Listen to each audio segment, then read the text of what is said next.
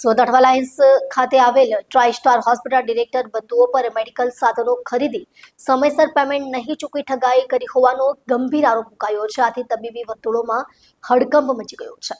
Police સૂત્રો પાસેથી મળતી માહિતી મુજબ ટ્રાઇસ્ટાર હોસ્પિટલના ડિરેક્ટર અરુણ મહેરા અને અર્પિત મહેરાએ વર્ષ 2024 દરમિયાન હાર્ટ સર્જરી સહિતના મોંઘા મેડિકલ સાધનોની ખરીદી કરી હતી. બંને બંધુએ વિવિધ સપ્લાયરો પાસેથી સાધનો લઈ ચૂકવણી કરવાનો વાયદો કર્યો હતો, પરંતુ પેમેન્ટ ચૂકવ્યા વિના જ હોસ્પિટલે લોખંડી તાળા મારીને ફરાર થઈ ગયા હોવાનું ફરિયાદમાં જણાવાયું છે. ફરિયાદ અનુસાર બંને બંધુઓએ એક મેડિકલ સપ્લાયર પાસેથી ₹36,85,000ના સાધનો ખરીદ્યા હતા.